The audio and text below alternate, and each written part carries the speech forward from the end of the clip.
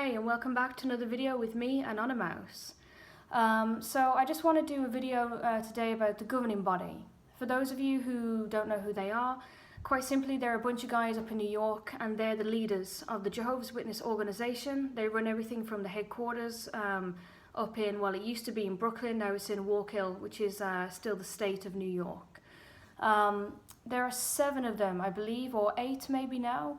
To be a governing body member, you have to be anointed, which means that you have to be one of the few people on earth chosen by Jehovah himself to go to heaven when you die.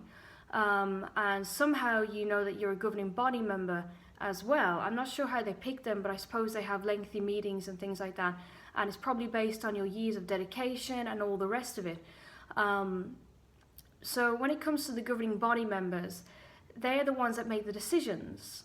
The hierarchy within the Jehovah's Witnesses is very much a top-down sort of organization where the governing body make decisions, and these are implemented by circuit overseers, zone overseers, district overseers, whatever they're called now, right down to the elders in individual congregations all over the world. Everything is from them. Everything is supposedly approved by them, and that could be anything from building kingdom halls, producing videos, appealing for money, everything is directed by them. So what I wanted to talk about today was the fact that the governing body have sort of made a mistake. I think it's probably the worst move that they've ever made, and that's really saying something. But the fact is, when I was growing up, and where most Jehovah's Witnesses are grown up, especially ones over maybe the age of 30 or something, we didn't know very much about the governing body. We sort of had a vague image of them as these friendly, extra spiritual old guys living up in New York. You see pictures of them every now and again in the books and things, but you don't really know them. You know, maybe you've heard a talk from them. Maybe you were lucky enough and they came to your district convention or something once, and you actually saw Brother Noor or Brother whoever, and he was on the platform and he did a talk. Wow! But that's about it. Now, to reach more people, the Jehovah's Witnesses have been trying all sorts of methods. I'm sure you've seen them on the literature cart. They've been doing these small videos on the tablets to show people on the service instead of actually talking to people like they used to. And also, they've got their JW broadcasting section of their new website, jw.org. On the broadcast site, they have like an actual studio set up where the governing body members do talks. And not just them, they have these people called the helpers or something, and they do talks. These are like verified, really good speakers who are like usually circuit overseers or, you know, other senior sort of members, and they know what they're talking about. And the governing body members sort of take it in turns to talk about various things. I think Jeffrey Jackson is on there quite frequently. He was the guy, incidentally, who was part of the Australian Royal Commission trials, and he was sort of speaking for the organisation and making a right jackass of himself, if I might say so. So the problem really is that people's images of the governing body were that they were the absolute elite Jehovah's Witness. They're wise, they're smart, they're self-controlled, they're humble, they live a simple life, they're going to heaven when they die. They are the ones with the authority over the scriptures.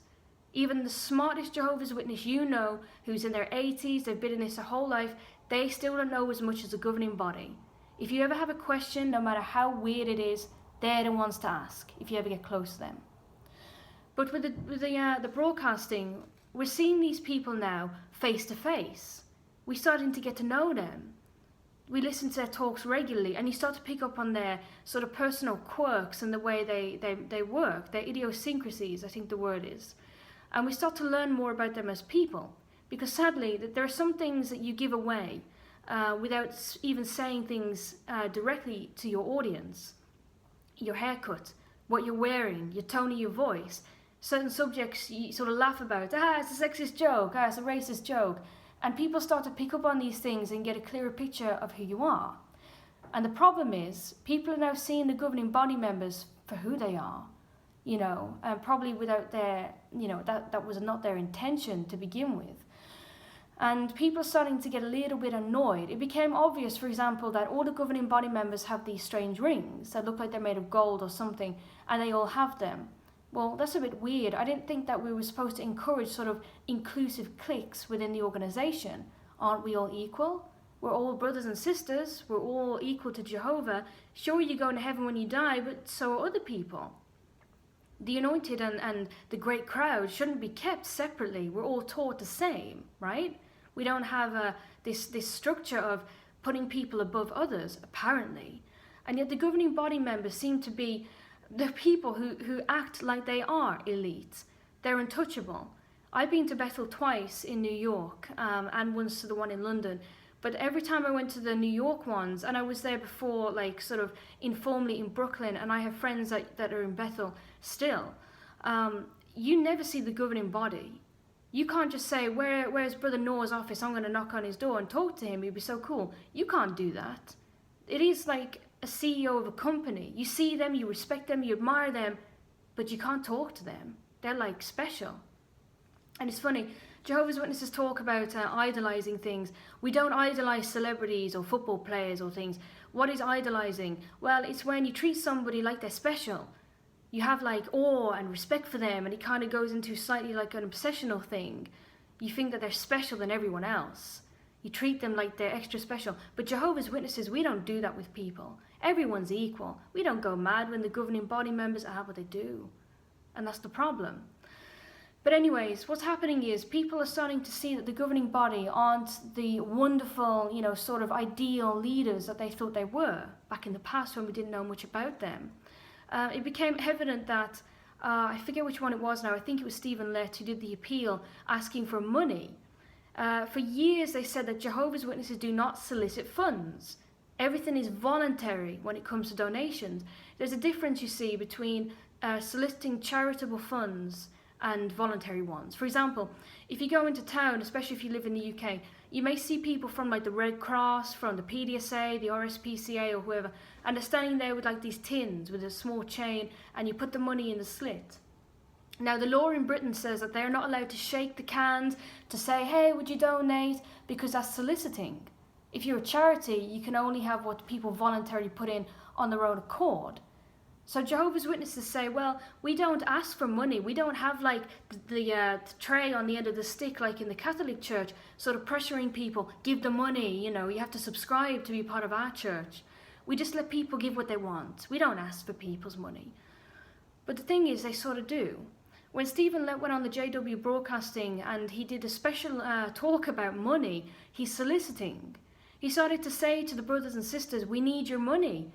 We are spending more than we are bringing in. We need more donations. So please, voluntary, donate as much as you can. Then they set up provisions for people who wanted to leave the society funds in their wills. They actually had special announcements and small talks on special needs, is what we used to call it, the part in the Kingdom Ministry. I mean, they don't use that anymore, the Kingdom Ministry. But when they did, it was called the special needs section, and that would be tailored to whatever the congregation or all of them sort of needed at that point in time. So whatever was sort of trending, perhaps in the news, or some sort of problem, like if homosexuality was a big deal, we'd have a special needs on homosexuality.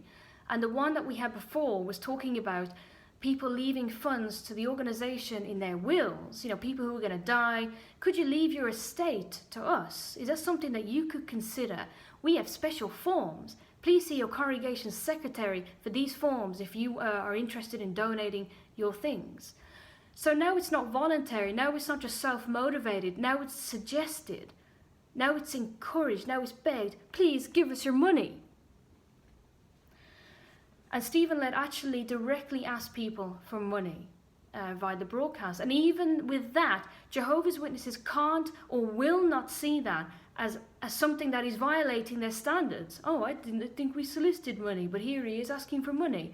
No, they're trained, don't ask questions. If they're doing something, it must mean that, well, we don't understand it, but it must be right. So it must not be soliciting then. Well, he's not asking us for a specific amount, etc., etc. Now, I'll tell you a small funny story that happened in my congregation just before I completely left and sort of did a fly-by-night and never came back. There was an elder that I'd never met before. He was a brand new one, and I'd been disfellowshipped for a while. I'd been moving around. I came back to my congregation, and this new guy was there, this new elder. And the other elder said, oh, you're in his group now. I'd never met this guy. Whatever. I wasn't going on ministry anyway, so it didn't matter. And he said, can I have your phone number in case of emergencies? And there was sort of like a few elders, and I felt pressured and I had to give him my number. For weeks I heard nothing, so I thought, fine, good. Maybe I won't hear from this guy. No more harassment, good. And then suddenly I get a text from this elder. I'm like, here we go. It's probably asking me, why aren't you on the service yet? Can we work together? I'll pick you up on Saturday, But it was actually a weird text saying something like, hi, Anonymous, we have this special group every Saturday where one of the sisters, she sort of cooks, and we have like a little get together after the ministry, and we do this now every sort of first Saturday of the month, and we all give money to help the sister because it's like a congregation thing. So can you give us £4? Because we all give £4. And anything that will be left over, I remember in the text it said, any money that's left over will be put in a kitty, like the bank, for next time. Is that okay? Now bear in mind, I'd never been on the ministry with this fella. In fact, I hadn't been on the ministry for months, if not years. So I was like, what? I texted him back and I was super angry. I was like, I have not even been on the ministry. I have not even been to your group and you're asking me for money? I thought the society did not solicit funds. And he started to get really angry, as they do, and he got all defensive, and he was saying, well, it's not soliciting because people don't have to give money. And I actually went on the jw.org website because the only thing they listen to is Jehovah's Witness literature if it's in print. And I know this because my father and my grandfather are elders, and there was sort of like an article somewhere that said that if there is, for example, a decision or an argument made, and it's sort of almost unanimous, and there's one elder speaking against it, he's not very likely to be taken seriously or heard by the others, because it's sort of almost unanimous. Everybody's agreed with this. To fight his case, it's stated he would have to provide in print his argument from Jehovah's Witness literature. And if he could do that, then they would have to reconsider, because it's in print. That's really important. I think that was on XJW Critical Thinkers videos as well, that protocol of it must be in print to be taken seriously.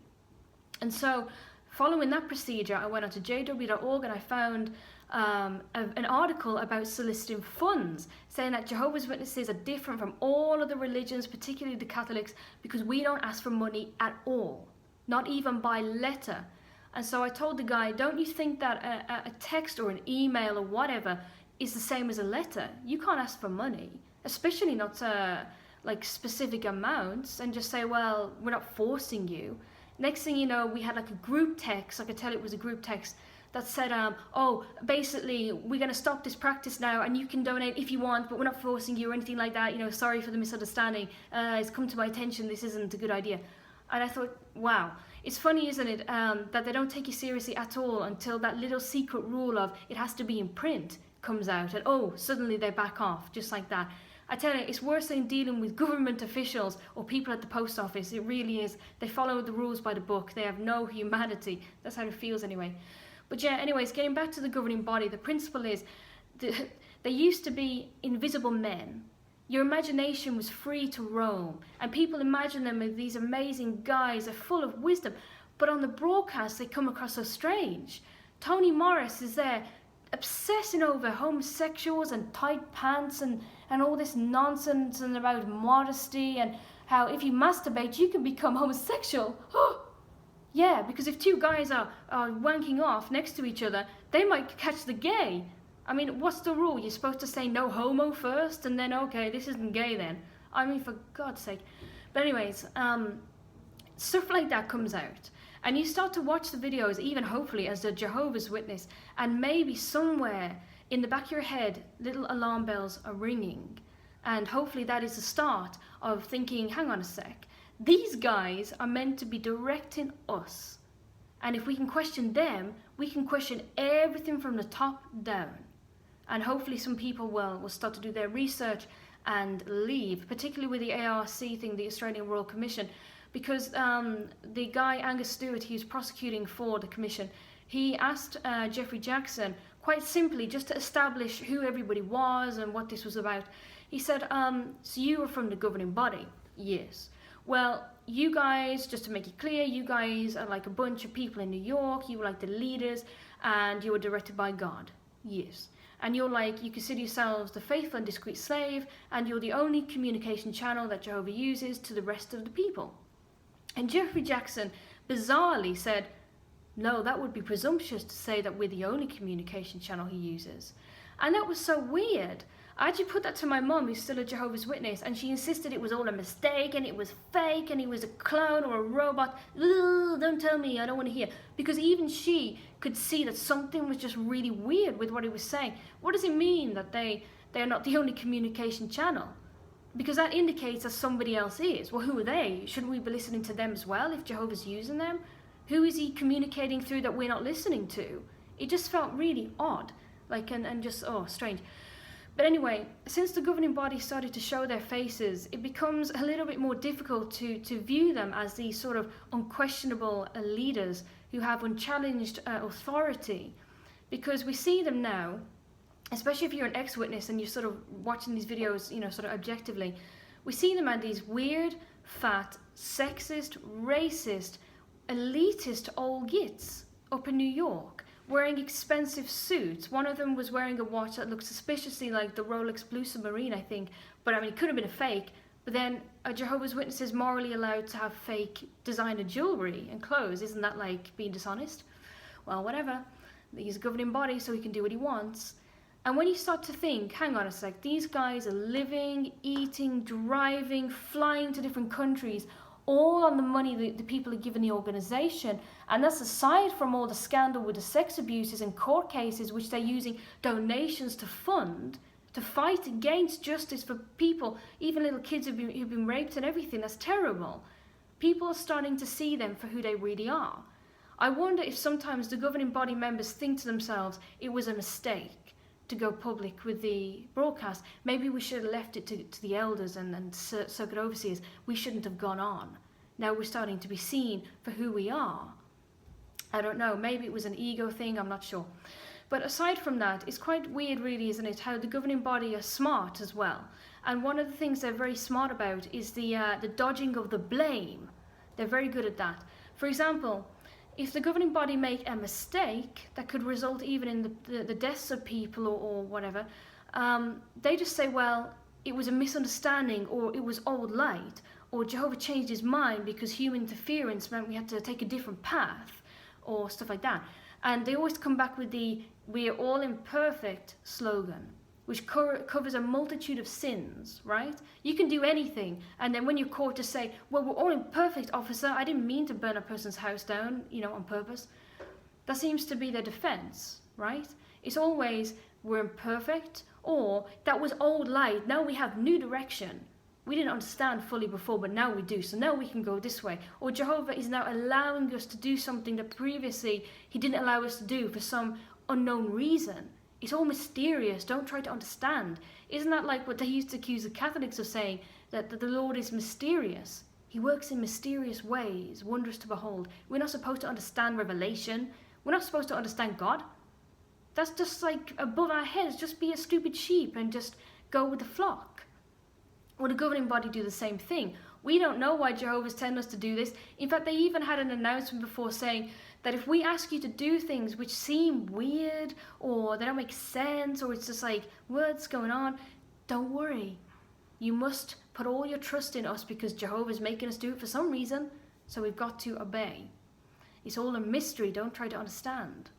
So Jehovah's Witnesses, the governing body anyway, they're very adept at dodging blame. Even if someone dies from refusing a medical treatment, and then the governing body later on say, oh, you can take fractions now, it's just a conscience matter.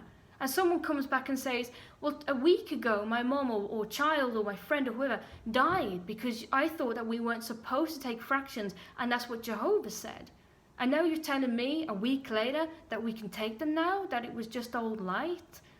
And the governing body, they can't even be sued or anything for that kind of thing. They're very good at dodging the blame. It all comes down to, well, it was your decision, brother or sister.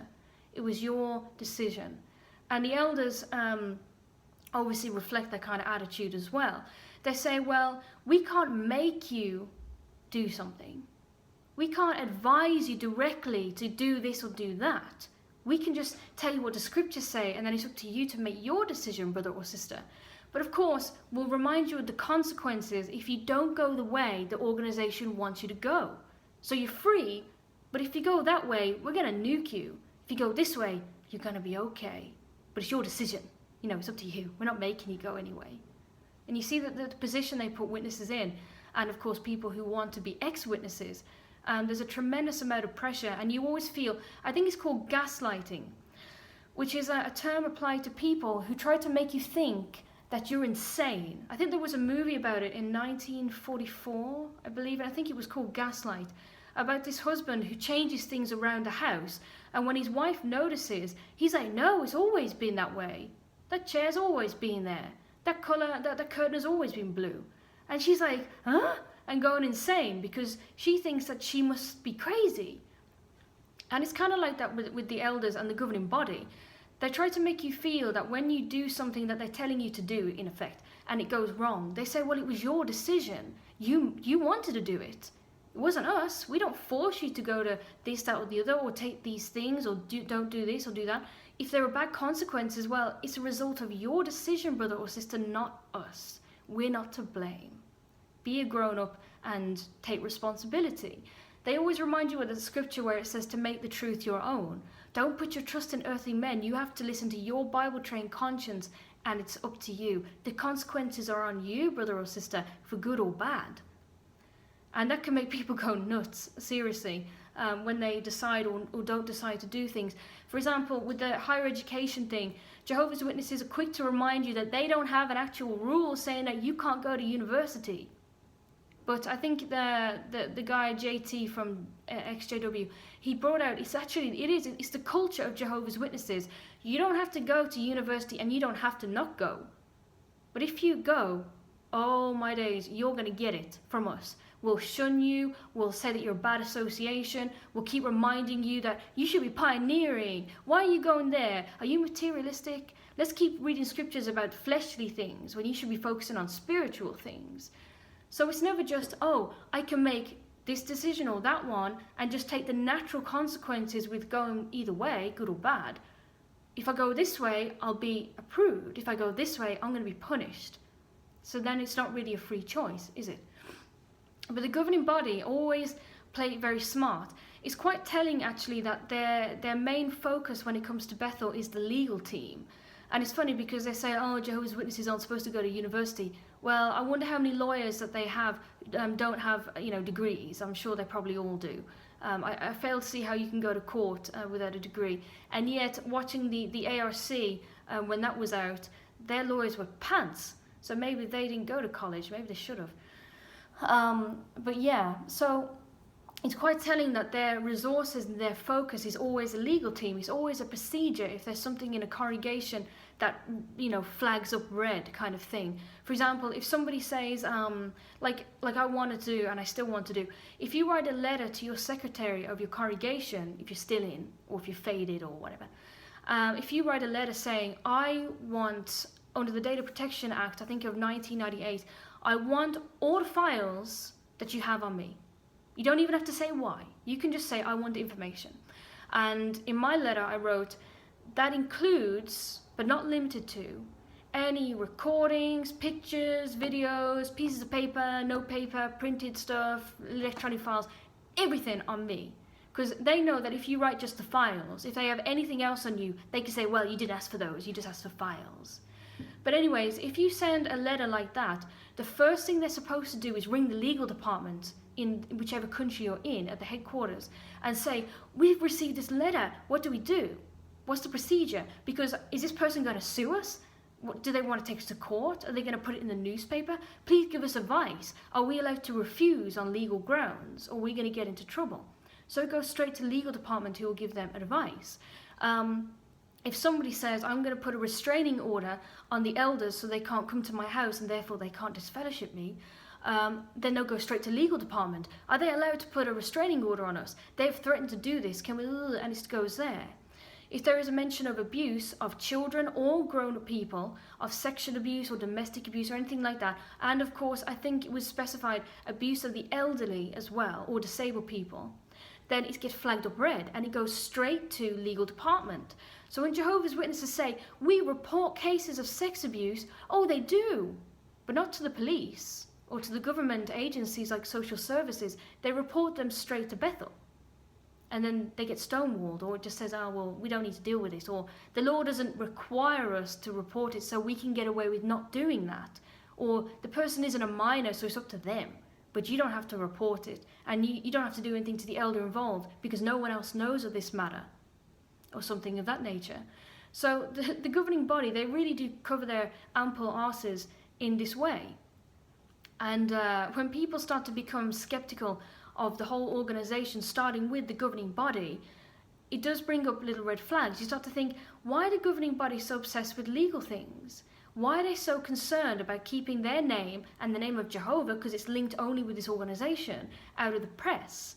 Why are they so obsessed with, keeping these cases hidden?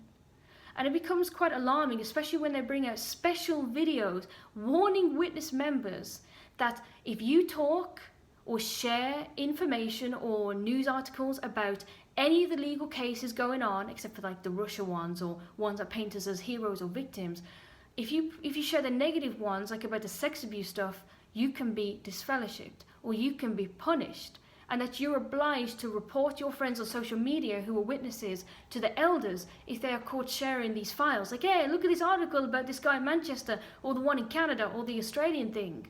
Now you're in trouble. Because apparently it's apostate lies. Now you're spreading trouble about the organisation. Now you're working for Satan. Now I wonder how Jehovah's Witnesses, who already know these cases, who may even believe in them, maybe be say a family member or someone from a congregation that they know is the victim in this case, so they know it's real and legit. When they hear the governing body members saying, this is all lies, if you even share this article, you're going to be in trouble. Now, isn't that like censorship?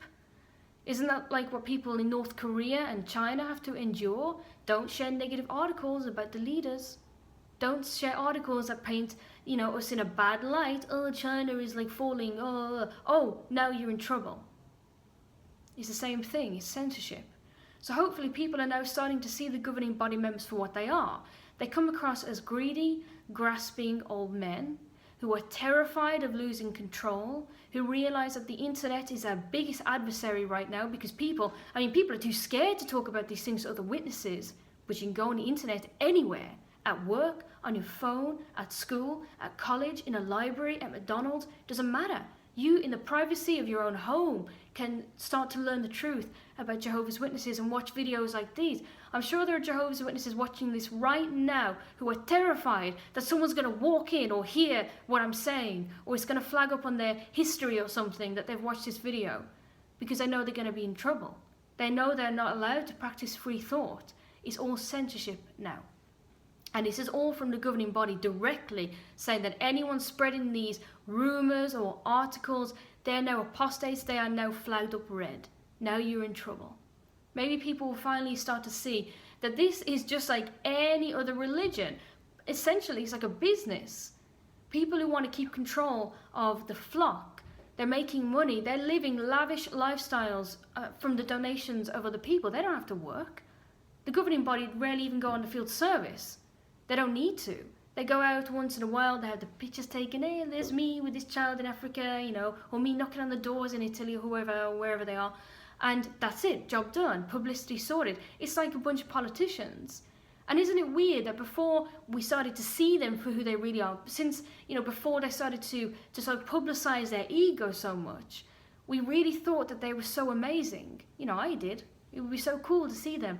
And then you read quotes by people like Brother Hurd who said, oh, women are created by Jehovah to be submissive because their brains are too small. Women invented like stuff like the internet. Oh, sorry, flagged up that I got low battery. I hope it didn't interrupt the video there. But yeah, anyway, so women are, we invented the internet, we invented other things, certain actresses went on to be scientists. Queen Elizabeth, she was a woman, right? Like Queen Elizabeth I, and it was the golden age and stuff in the UK when she was ruling. But hey, women are created to be incapable of leadership. Okay.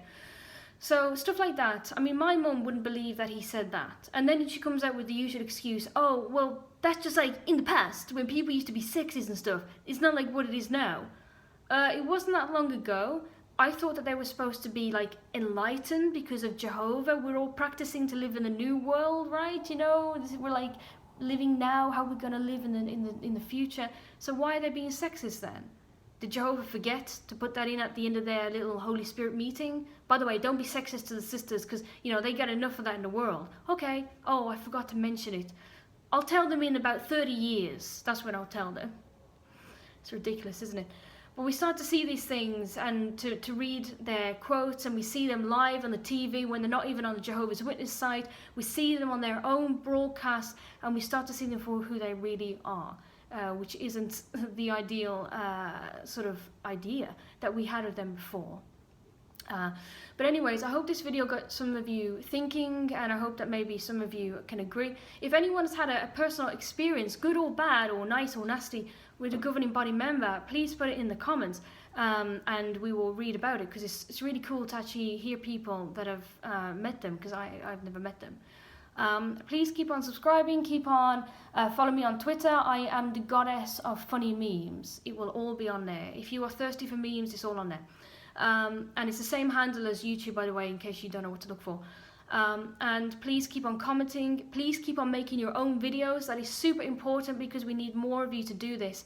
Also, check out The Guardian, because I think Sarah Marsh, I think her name is, just look on The Guardian, and John Cedars has put it on his channel as well. She's looking for people who have had bad experiences, especially as children, with various kinds of abuse within the organisation. If you've had an experience and you're okay with talking about it, and you can do this anonymously as well, because I put my story there, but you can send your story to The Guardian and they may actually print it, and it's going to help publicise the whole problem in the UK anyways. So thanks for watching, and keep on being awesome. Bye. Peace out.